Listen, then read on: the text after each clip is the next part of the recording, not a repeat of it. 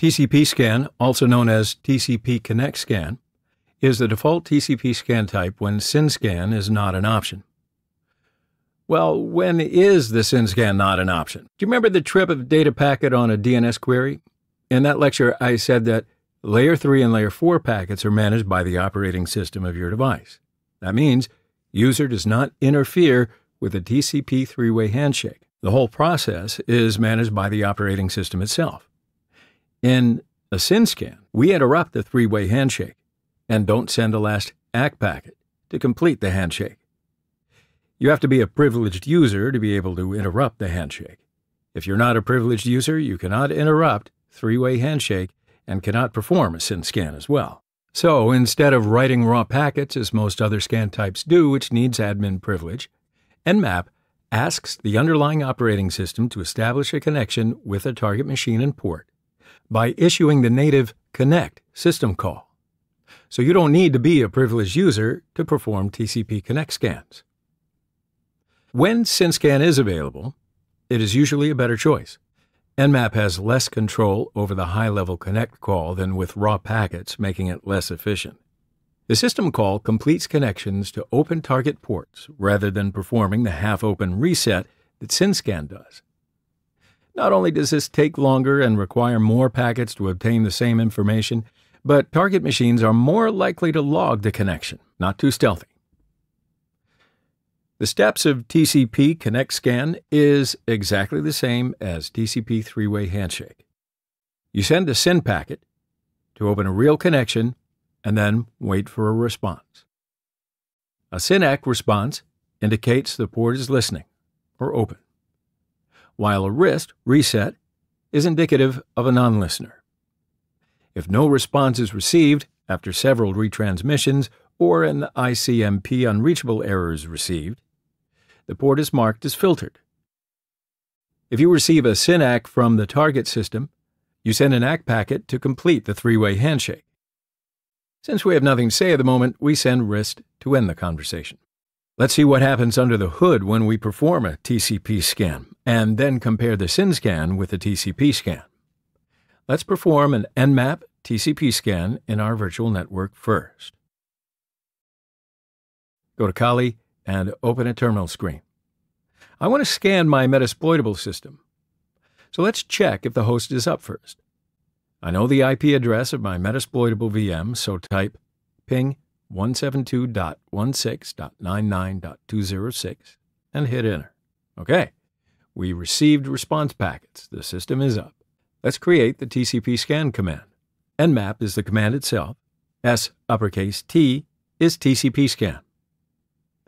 N is to avoid the DNS resolution. I'd like to see the IP addresses. Uppercase PN is to avoid the host discovery. I already know that the host is up, although you should make it a habit to use PN while you're scanning a single system. Now, we have the target IP address 172.16.99.206. And let's keep it fast. Scan for the top 10 ports only. I use top ports parameter for this purpose and hit enter. Here are the states of the top 10 ports of Metasploitable. 7 ports are open and 3 ports are closed. Okay, let's open Wireshark and see what's happening when a TCP scan is performed. So you got to run Wireshark first. Double-click ETH0 to start to listen to that interface. To skip the packets which we're not interested in, I add a filter. I only want to see the traffic for my destination computer, 172.16.99.206. And I want to see the TCP traffic only. Click the blue arrow next to the filter bar to activate the filter. To clear the packets we've already caught, I restart Wireshark packet capturing. Okay, now go to the terminal screen. I'd like to analyze the TCP scan packets for an open port first. I'm going to run the latest Nmap query again, but this time I run the query for port 80 only. Hit enter and run the Nmap query. Yes, the port is open as I remember. It's good to know I'm not losing my memory. Go back to Wireshark. I want to stop Wireshark by clicking the red square at the upper left corner to avoid unwanted packets. Now here we have 3 packets. The first packet is a SYN packet to start the three-way handshake. It's from an arbitrary port of Kali to the 80th port of Metasploitable, the destination system. Second packet is a SYN sent by the destination system. The third packet is an ACK sent by Kali to complete the TCP three-way handshake. And the fourth packet is a RIST sent by Kali again to end the conversation.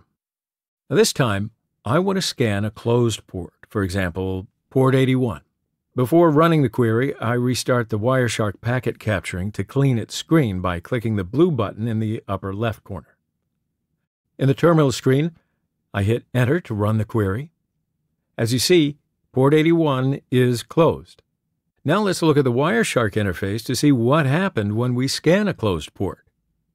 The first packet is again a SYN packet to start the three-way handshake. The source system is Kali and the destination system is Metasploitable. The second packet is, for this scan, a RIST packet. Because port 81 is closed, the destination system sent us a RIST packet. So here we have a comparison between Syn Scan packets and TCP Scan packets for an open port. In Syn Scan, Nmap has corrupted the three-way handshake by a RIST packet.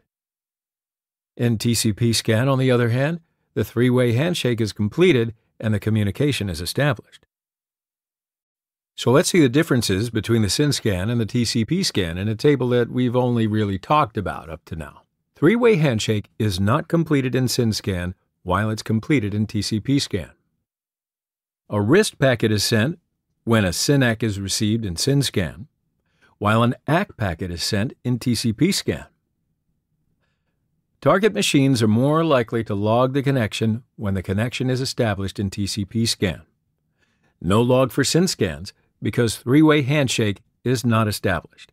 Because the native operating system call is interrupted, Syn Scan has to be run by a privileged user. TCP Scan uses the system call, so it does not need extra privileges.